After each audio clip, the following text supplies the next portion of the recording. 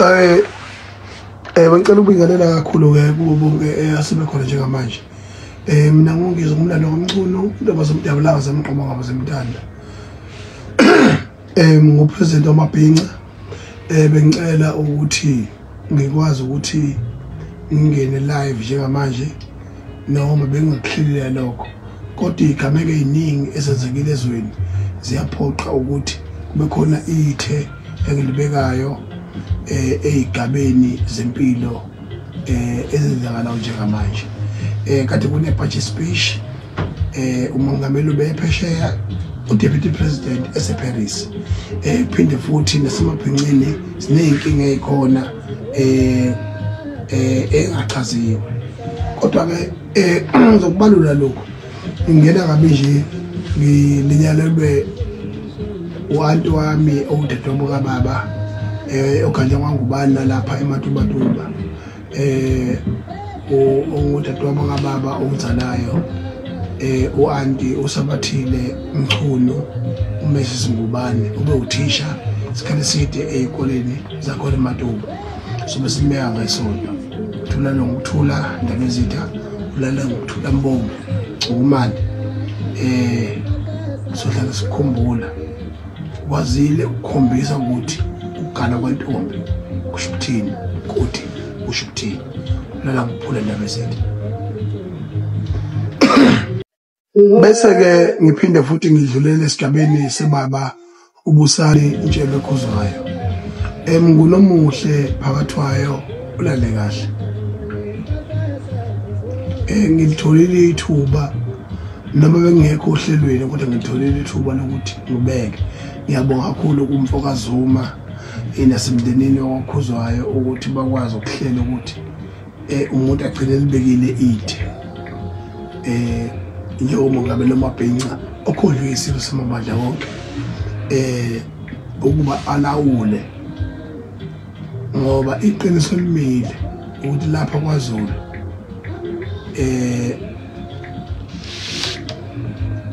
umuntu nawaphinda angena makhuluma usuka bowubukazisisa kahle kusukela nje ngama 19th century 1910 abakhona uShembe owakwazi ukubumba aphinda akhulise isizwe sakwaZulu nenkolo eNorth Africa. Lokho waba umlando emini kwakhe ekhona kodwa welanya umntwana waphinda ngena kwaba inhlakaza ngaphezulu komhlaba wakwaZulu naseNingizimu Afrika. Waphinde futhi wanalela umhlaba wonke ewundunankulu wakwaZulu. Emveni kwalokho into eyenzekile kube khona ubaba uyakhumbula ukuthi abantu uma bebhinca noma benzani bebizwa ngohova bebizwa ngenkatha ngoba beqhakambisa isiko lakwaZulu, ngoba kwakusenenzondo yokuthi umntwana waphinda ngene kade kukhongolose. Emveni kwalokho usesungule iqembu lezamasiko elongamela ukungaphunyi kwesiko lakwaZulu. Lokho kwaba into enkulu kakhulu ukuthi kwaZulu. Emveni kwalokho ke sitholile umntwana waphinda ngene egila izimanga ekhulisa uZulu wethu. Wawukhulisa uZulu wethu waze wafika esigabeni la ekubekwa khona isilo samabandla wonke uNdlongoma leVukudla amadoda. Emveni kwalokho sikuthola ukuthi kwaqhamuka ukhongolo sesiphatha kanye nomsholozi wangenelela ngesigaba sokuthi ungwakwaZulu kade exile watholakala uNcamalala eseyinkinga kwaZulu eseyazazi ukuthi unguzulu waba uZulu ngqo. Ubaba uNdebele, ubaba uZwelimkhize, uNcamalala ibona abantu bakwaKhongolose labo abaqala ngqa ukwenza izimangaliso ukukhombisa ukuthi asikho isici sokuba uNC uphinde futhi uqhakambise isiko lakho. Kodwa ke ngoba sisizwe singabongi sohlezi nje sibuka ngengcimo.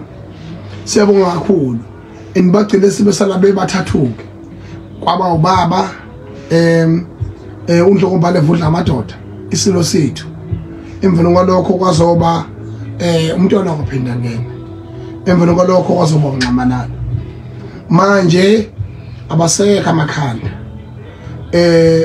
ushenge ukwenze konke wakubona konke ubona umncwabo kaMandela wabona iWorld Cup wabona iMillennium oku-2000 wakubona inkululeko uphinde wabona iqembu lenkatha liphatha kwaZulu manje inselelo isele nabasele ngabe niyakwazi lokho uyabona ngandla kwethu eningizimu Afrika yonkana nasemhlabeni okojikelele kunesinqumo esathathwa ama-artist ayibiza ngama African American ngenxa yokuthi igqila 250 years ago zathathwa ezwenikazi zase-Africa.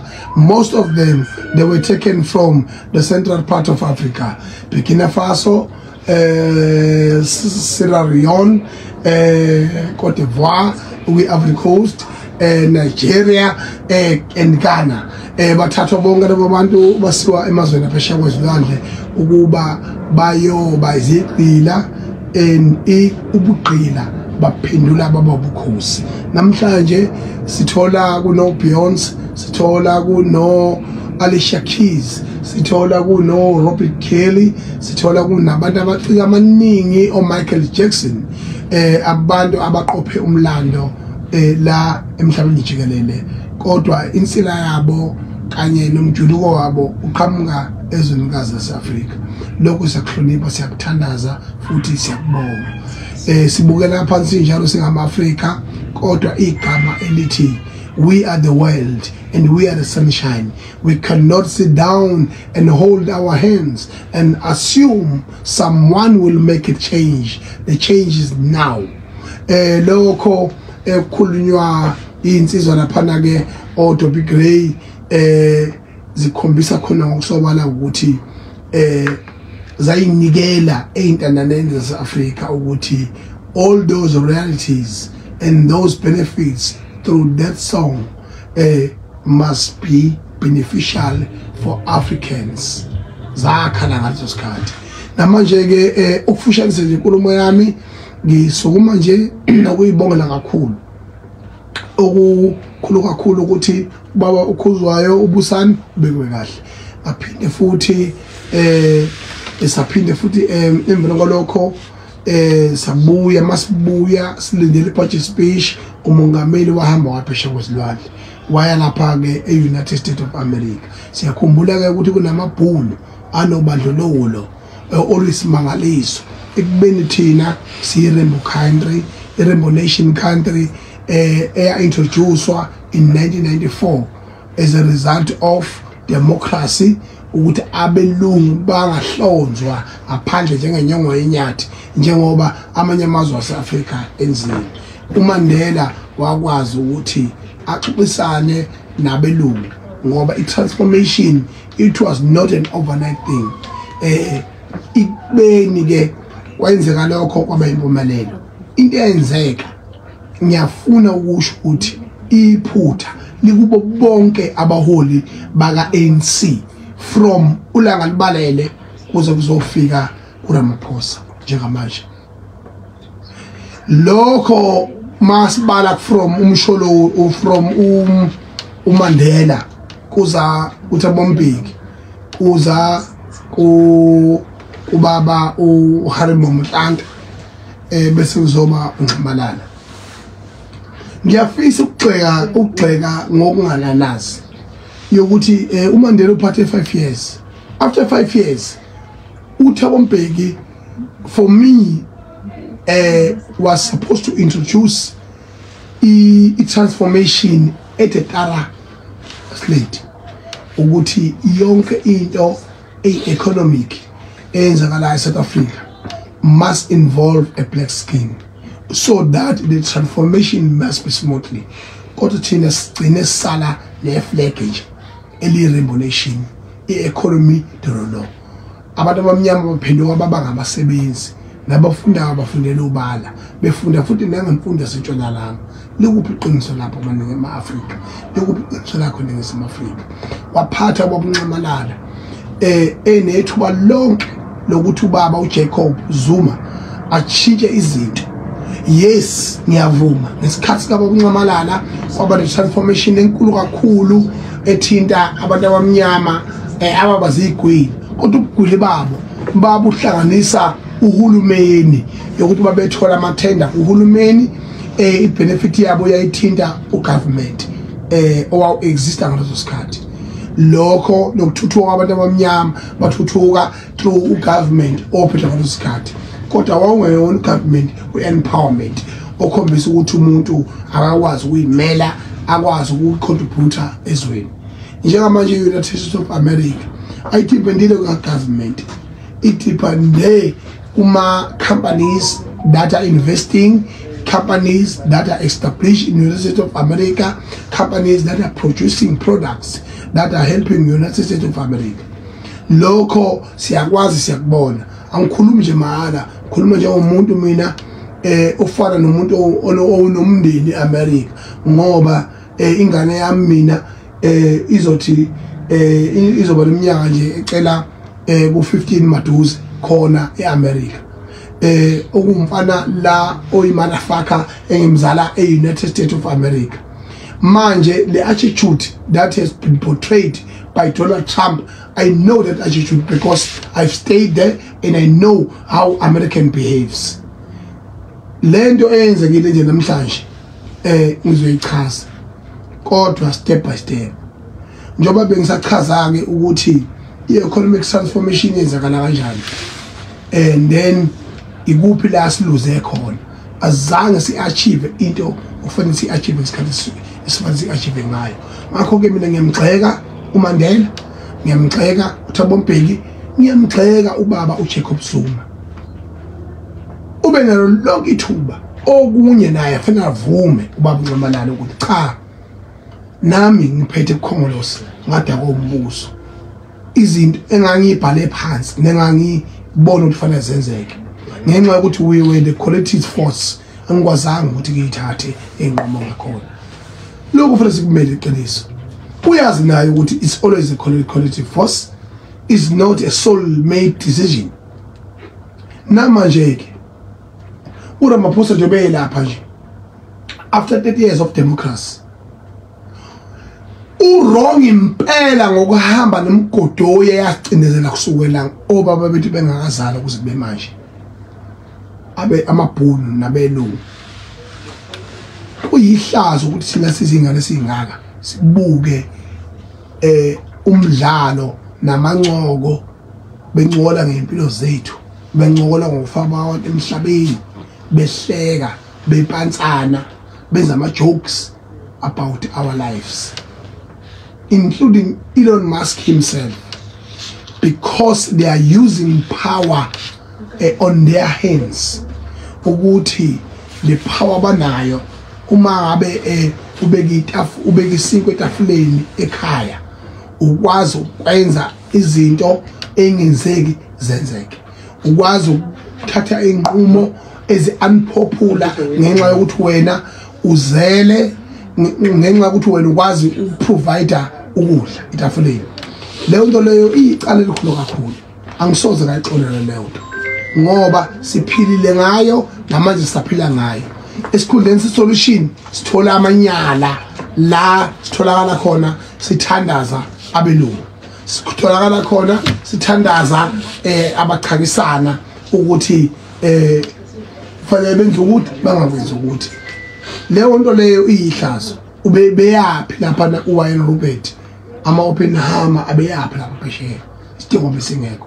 Okungcono uCyril Ramaphosa bekufanele athathe i-mandate mhlawumbe kubona not i-mandate, angazi uma i-mandate yini amakusini igama i-mandate noma ngilazi kahle ngilithatha ngoba lishiwa abantu bethi khona i-mandate. Kodwa kubalekile ukuthi bekufanele kube khona iphuzo alithatha Wayne Robert njengabantu abayingxenye ye-economical cluster in South Africa. then bese besho ukuthi cha thina ngokubona kwethu hambe lapha into efanele igade 1 or 2 3 and communicate with the government cluster lokho bekuzosiza ke leyo nto leyo mangiyibuka ukuthi yenzeke ngalendlela enzeke ngayo ayizange ihambe kahle kodwa ngokwesiqo sikaRamaphosa as president ngifuna ukuncoma kakhulu ukwazile ukunderstanda ibully eUTrump understand iphara eluTrump akwazi ukuthi aliqonde kabanzi ukuthi linjani nakhona ke sizwe isimo sika Zelensky ku president wase Ukraine ufike waqhomondelo lapha wa-embarrasswa lapha eWashington ngakho ke mina ngiyagxeka kakhulu ukuthi ubaba uRamaphosa ahambe nosomabhizinisi esingabafuni singabantu abamnyama la eNingizimu Afrika abangazange bevume ukwenziwe itransformation namabhuna aqambe amanga ukuthi iSouth Africa kuyabulawana abantu abafaya eNingizimu Afrika abantu abamnyama ngaphezulu kwabelungu kodwa ukuthi uRamaphosa usho lokho ngiyamncoma uthi kushilo lokho phambi komhlaba ubuka wonke wakusho cha lela kuloniqiniso futhi abantu abafayo abantu abamnyama mase ngabala nje abantu abawu100 amabhune ibhune elilodwa e12 file libulewa futhi mina nje in my eyes open mhlambe selokhu nje ngapha phamba awadlulile ku5 amabhune kuthiwa akafa bulawa ayi bakwethu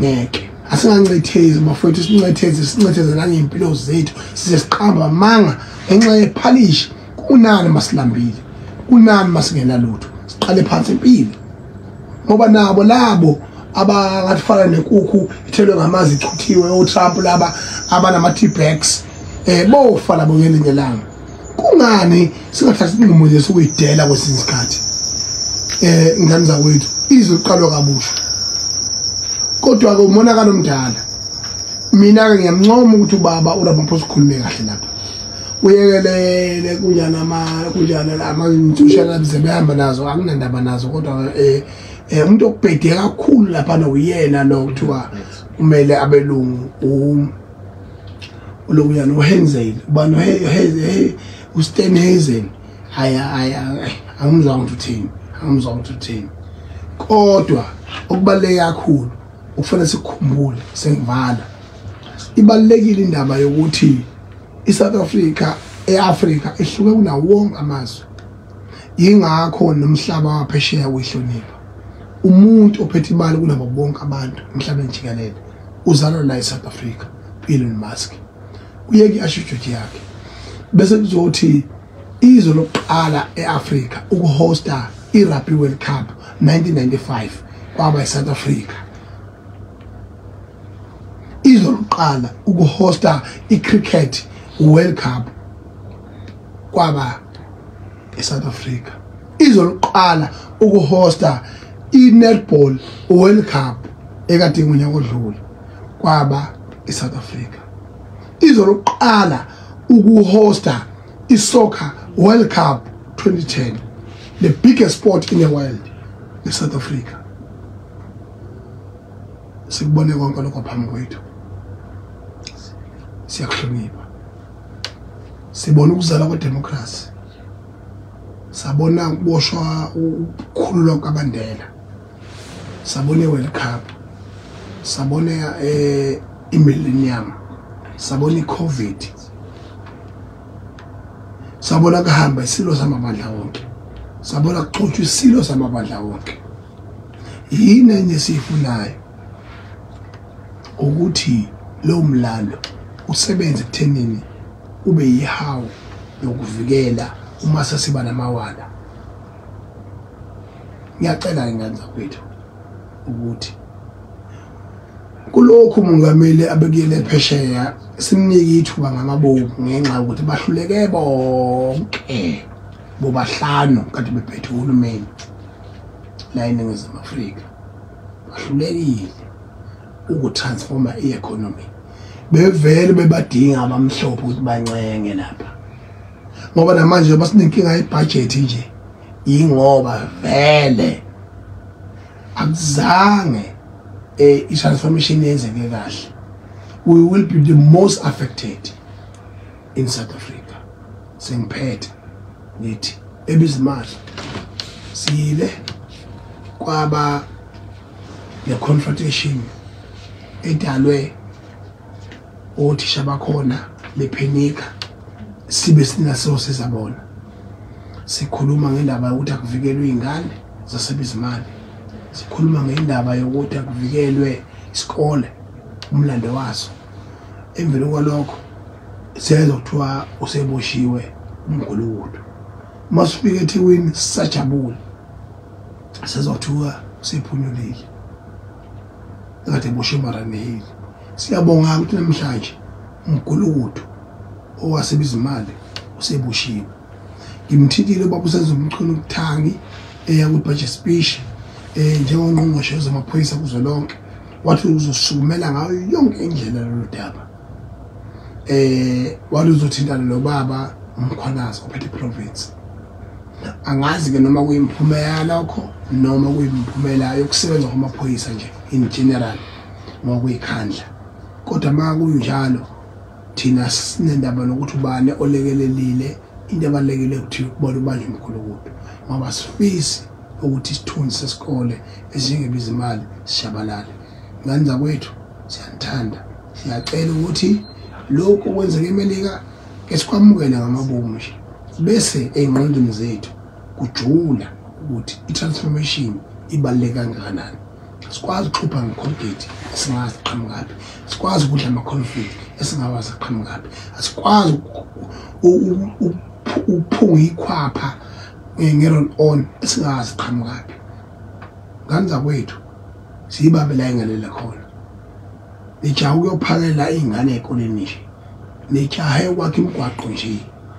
Nayo nemayini yehlabathi. Abelungu basiphethe basiqoqobele futhi sebayasazi last week khona. You give them money, they forget and they go overseas and explore life. They forget about building their roots and making sure that they don't suffer more and the next generation prospers.